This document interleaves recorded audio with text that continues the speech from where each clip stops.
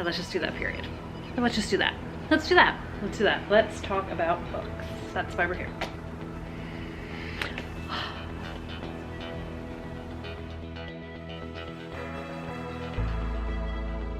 Hey everybody, it's Audrey and welcome back to Chapter and Converse. Today I wanted to hop on and talk about the handful of books that I read in March.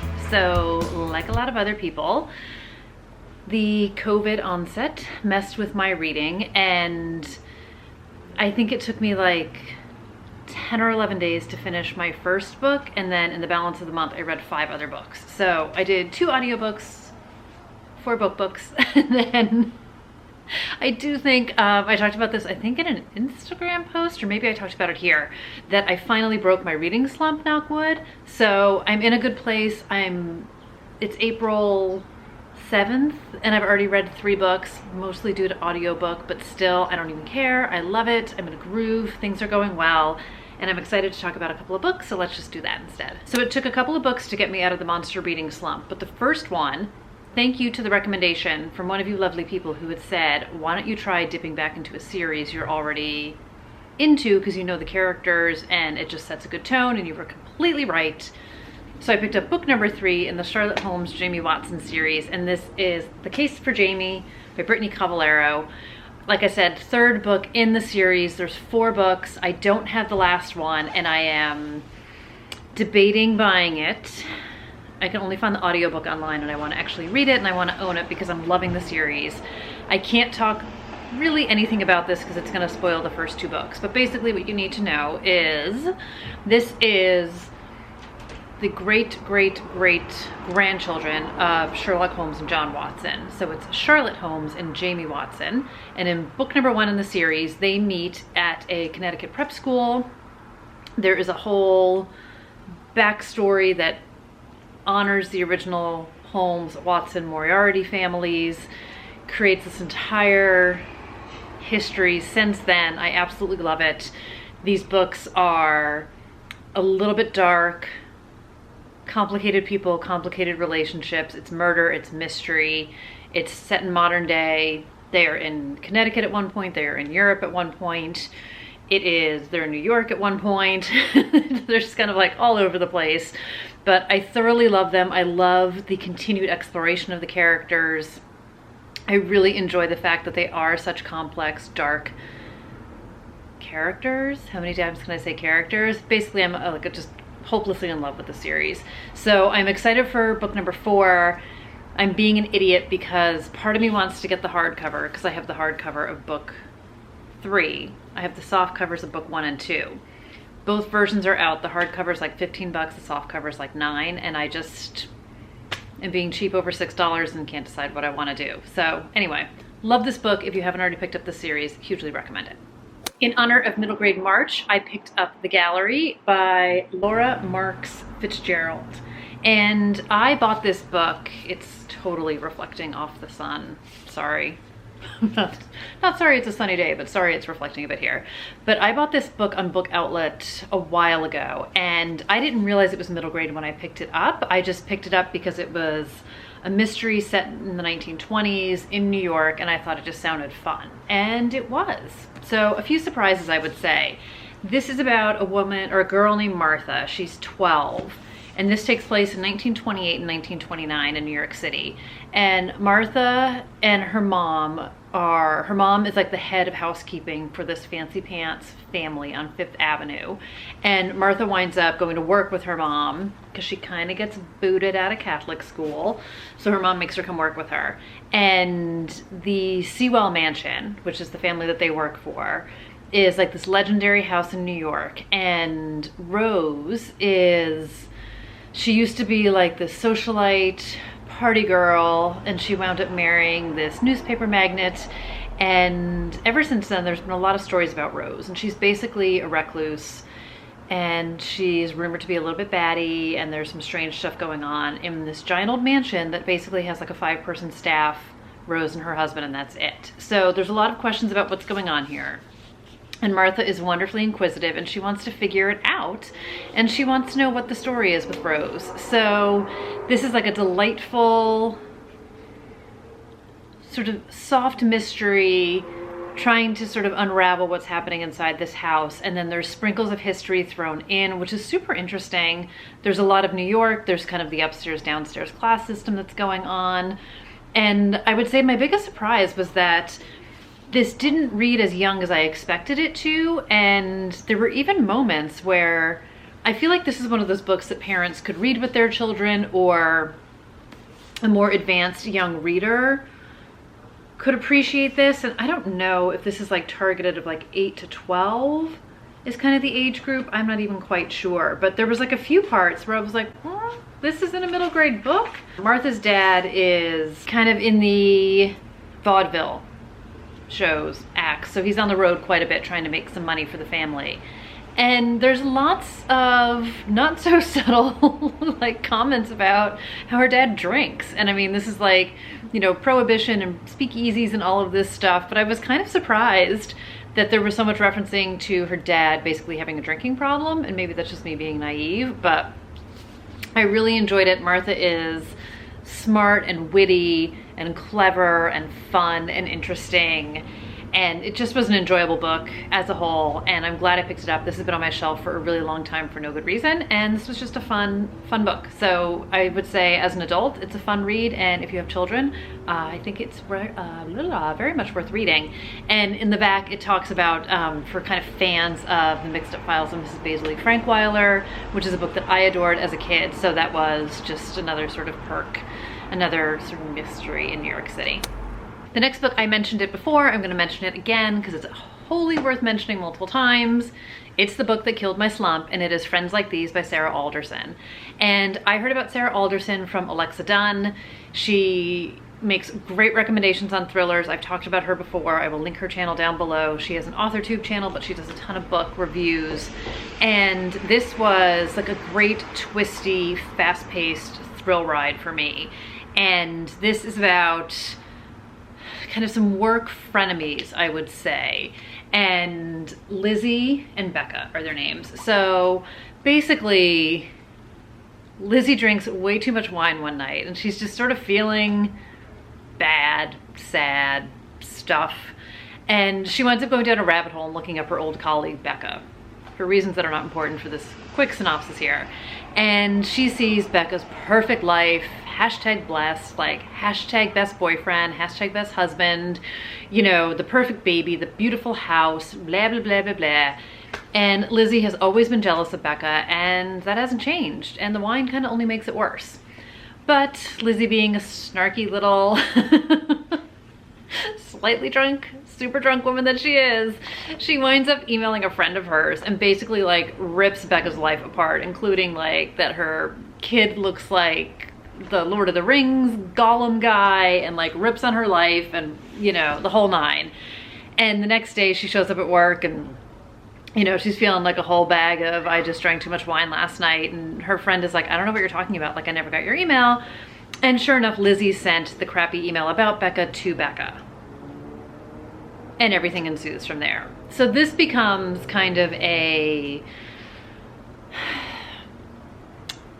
thriller between these two ladies about what you would do to get revenge, what you would do to sort of save face and try and keep your life on track when someone is out to now destroy your life.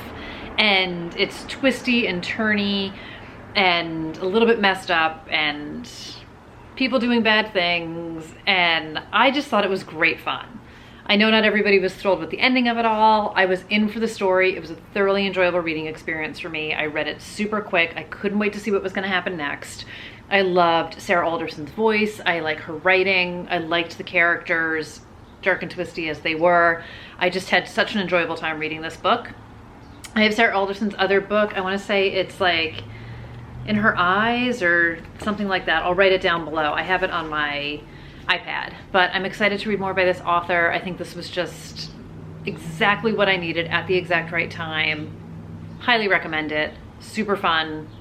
Hooray, found a new author, found someone else that I love, and I know she has a bunch of backlist books, so I'm excited to kind of dig into everything that she's got cooking in the background. Backlist. I listened to 2 audiobooks, which I talked about in my library book haul video that I did, and if you haven't seen that, I will pop it for you so you can check that out. But the first one I read is The Last Affair by Margot Hunt. And this is a book about a woman who's having an affair. And she is married with kids, and he is married with kids, and they live in the same neighborhood. So they know each other kind of from the neighborhood, and their kids like were in school but not at the same time, like not in the same grades kind of a thing. But so they are like not friends, but not complete strangers either. So both of them unhappy in their marriage, hence the affair begins. And this is another kind of dark and twisty tale. And I talked about this in that other video. So I really did enjoy this read. This is the third Margot Hunt that I've read. I would say my first favorite is For Better or Worse. I would highly recommend that book. Dark, twisted, reminiscent of The Kind Worth Killing in the sense that there are regular people kind of doing dark and messed up things. And then this I would say would be my second favorite. So this is definitely mystery-ish, and it's because the book opens where you find out somebody, and I'm not going to spoil it for you guys here, but somebody is murdered, but they tell you in the first opening pages who it is. So the police are there, they find the body, they say who the person is who's dead, and then we go backwards 6 months and we lead up to that person being murdered. Obviously find out who did it. But I would have loved this so much more if could have kept the prologue and known that like somebody was dead. Like have the police show up, have them see a body, but like don't tell me who it is.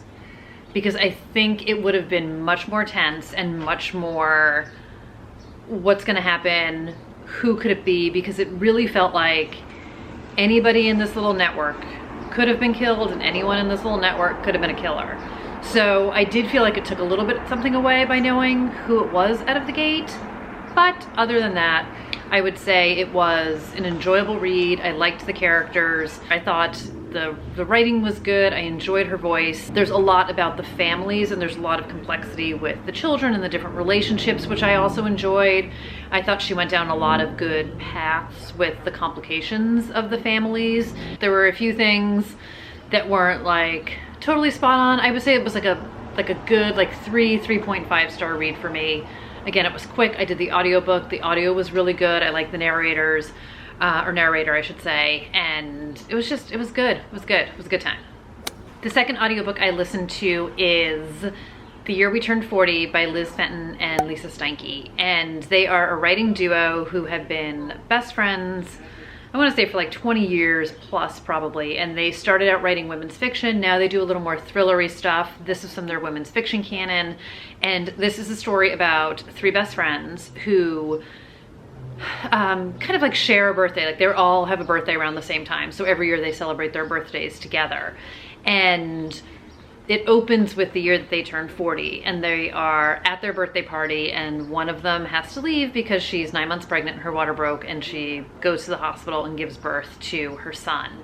And that event triggers the other two women to make a decision sort of in that moment that changes the course of their life. And the original friend who has the baby, that in and of itself is something that changes the course of her life.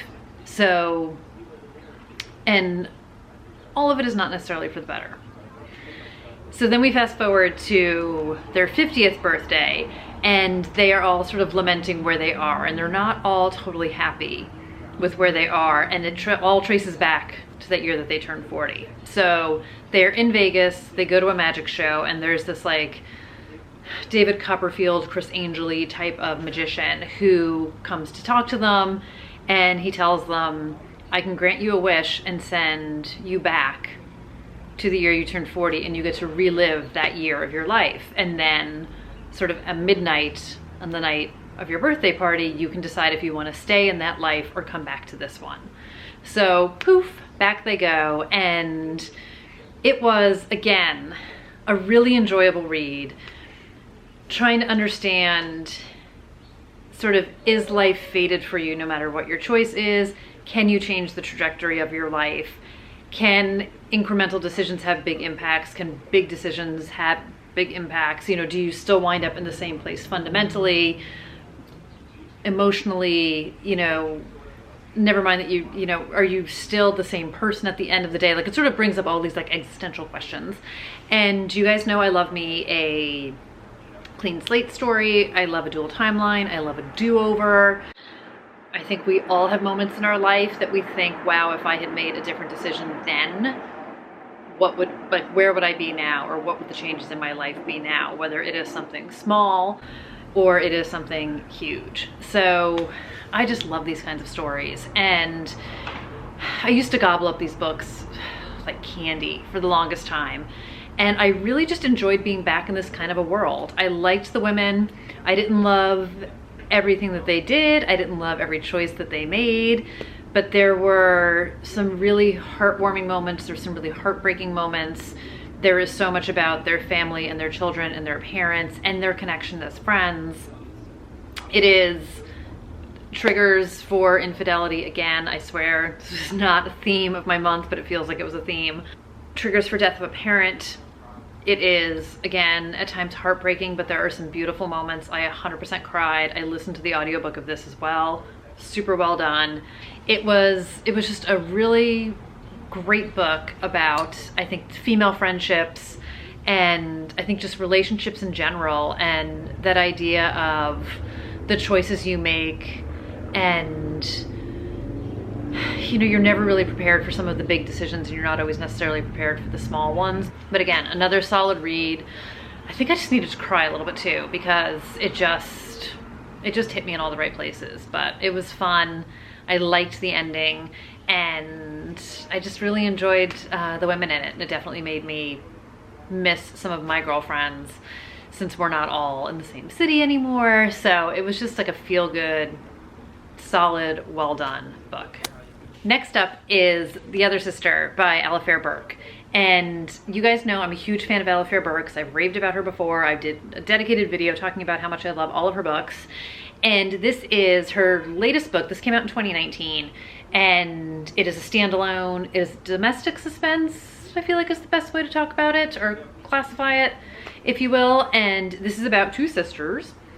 It's about Chloe and Nikki. And they are kind of polar opposites. You know, sort of like the hot mess express and the perfect child and the super successful one and the one that's always struggled, and kind of all of these things. And back in the day, Nikki was always the hot mess, and she kind of pulled herself together. She wound up meeting this guy, Adam. They got married, they had a baby, and like 2 years in, Nikki she had drinking problems and drug problems, and Adam was like, I gotta get my kid out of this situation. I've got to get out of the situation. Nothing good is gonna come of this. And he winds up basically getting full custody of his son and moving to New York. And Chloe lives in New York, the doting aunt, and she's there for Adam, she's there for their son Ethan, and somewhere down the road they fall in love and they get married. And this is all backstory. This is all, none of this is spoiling anything, I promise. Because the book opens and we see Chloe and Adam living this beautiful life in New York in this beautiful house out in the Hamptons, and Ethan is now a teenager.